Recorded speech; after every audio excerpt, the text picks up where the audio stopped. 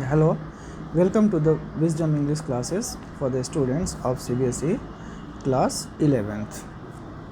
Today we are going to discuss the text exercises and some more important questions and their answers of your chapter The Summer of Beautiful White Horse by William Saroyan.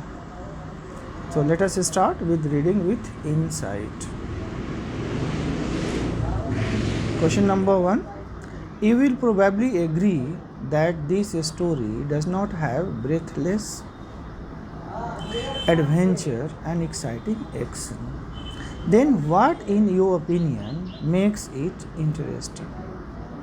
इस कहानी में कुछ भी बहुत ज़्यादा adventure या thrill या suspense तो नहीं होता, फिर भी ये कहानी एक इंटरेस्टिंग कहानी बनती है. क्यों? What makes this story an interesting story? Answer. The story, The Summer of the Beautiful White Horse, is a tale told from the viewpoint of a 9-year-old boy. At that age, imagination is rich and one can romanticize even insignificant actions. To such a person, the world is full of excellence and glory, and life is delightful and a mysterious dream.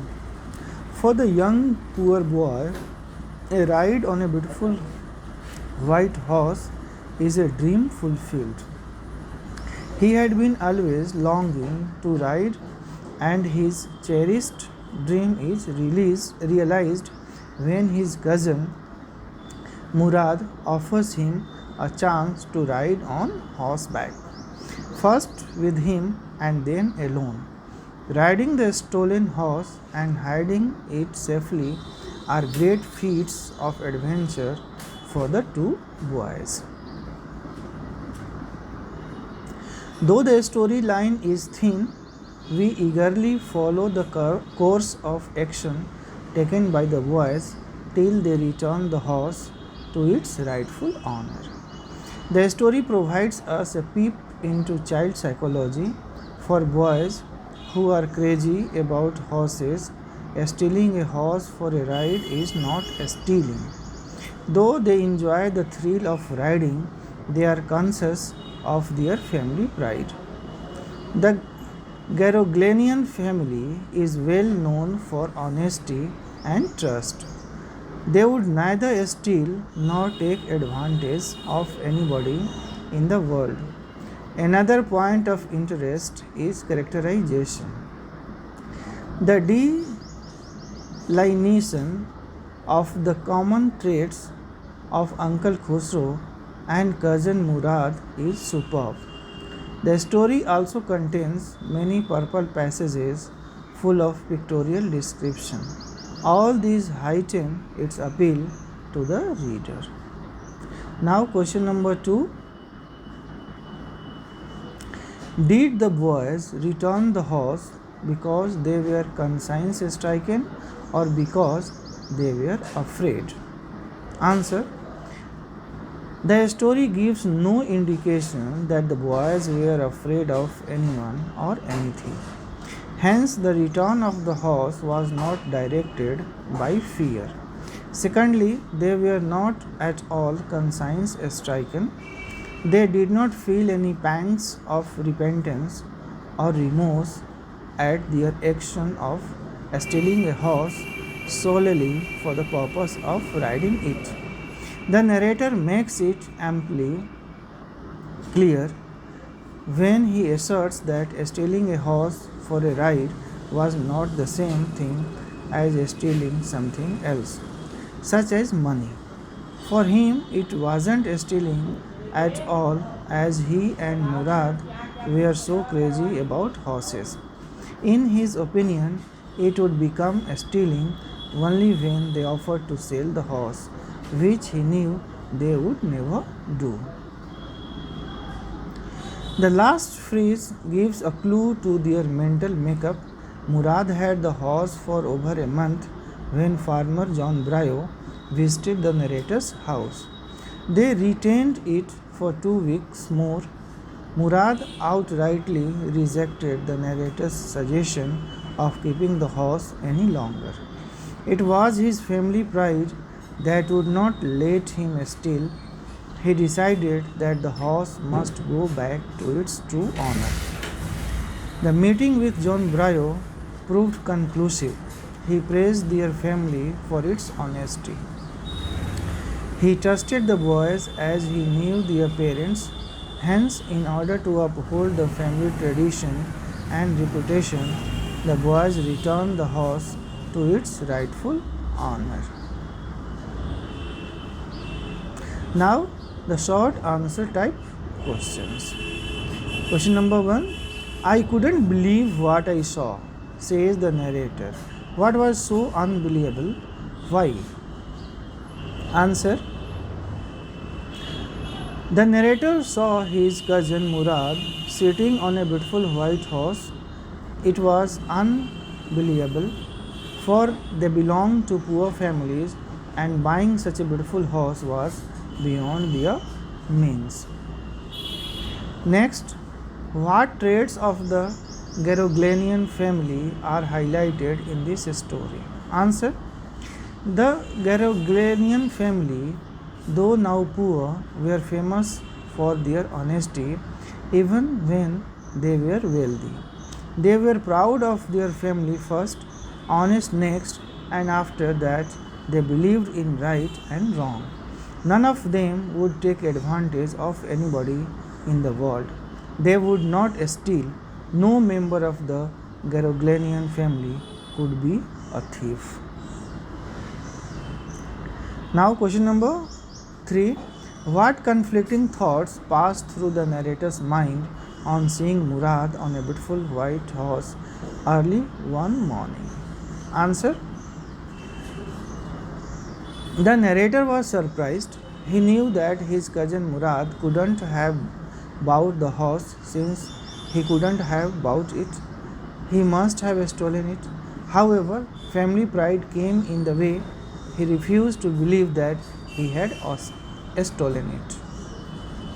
Now, question number 4. It was true then, he had stolen the horse. There was no question about it. He had come to invite me to ride or not, as I choose. How did the narrator convince himself to enjoy a horse ride with cousin Murad? Answer. It seemed to him that stealing a horse for a ride was not the same thing as stealing something else, such as money. Since he and Murad were quite crazy about horses, it wasn't stealing. He convinced himself with the thought that it would become stealing only when they offered to sell it. Now, question number 5. Give an example to illustrate how Uncle Khusro's impatience sometimes worked to his own disadvantage. Answer. Once Uncle Khusro was getting his mustache trimmed in a barber's shop. Suddenly their house was on fire. His own son Arak ran 8 blocks to the barber's shop to inform him. Khusro got impatient and roared at his son. When the barber reminded him that his house was on fire, Khusro roared at him and stopped him from talking. Now, question number 6. Give a brief account of Murad's joyride. Answer. Murad kicked his heels into the horse and shouted, "Bazaar, run!" The horse stood on its hind legs, snorted, and ran forward at full speed. Murad raced the horse across a field of dry grass to an irrigation ditch. He crossed the ditch on the horse. When he returned 5 minutes later, he was dripping wet. Now, question number 7. How did Aram, the narrator, fare in his solo ride? Answer. Aram leaped to the back of the horse, but it did not move. Then he kicked into the muscles of the horse. It reared and snorted. Then it began to run. Aram did not know how to ride. The horse ran down the road to a vineyard. It leaped over 7 vines, threw the rider, and ran away. Now, question number. Now, next question. Why did farmer John Bryo stalk out of the house, slamming the screen door? Farmer John Bryo visited the narrator's house. He was homesick, sad, and lonely. His horse had been stolen for over a month. Instead of showing any sympathy or concern for his loss, Uncle Khusro repeated his catchword, "It's no harm. Pay no attention to it." When John Bryo talked about the cost of horse, Uncle Khusro commented, "I spit on money." This was too much for John Bryo to bear, and so he left the house in disgust. Now, question number 8. How did Murad help the wounded Robin to fly? What does this incident indicate? Answer. The narrator noticed Murad trying to cure the hind wing of a young robin which could not fly. He was talking to the bird. After some time, he threw the bird into the air. The bird tried hard and almost fell twice. However, at last it flew away high and straight. This incident shows that, in spite of having a crazy state, Murad was kind at heart and gentle towards God's creatures. Next, what request did the narrator make to his cousin Murad about the horse? How did he react to it? What does this reveal? The narrator requested his cousin Murad not to return the horse to Farmer John Bryo till he learned to ride.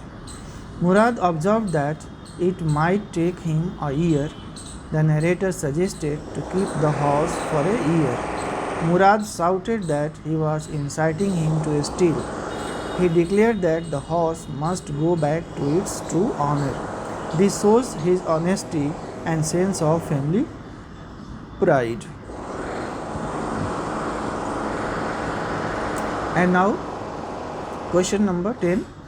What did Farmer John Bryo observe after studying the horse the two boys had with them? Answer. The farmer studied the horse eagerly and asked its name. Murad said that they called it My Heart. John Bryo appreciated it as a lovely name for a lovely horse. He was ready to swear that it was the horse that was stolen from many weeks ago. And question number 11. What do you think induced the boys to return the horse to its owner? Answer. The boys were impressed by John Bryo's attitude towards their parents and family. He knew their parents very well and so believed whatever the boys said. Secondly, the fame of their family for honesty was well known to him. The boys returned the horse to him for the sake of family pride and dignity. Thank you.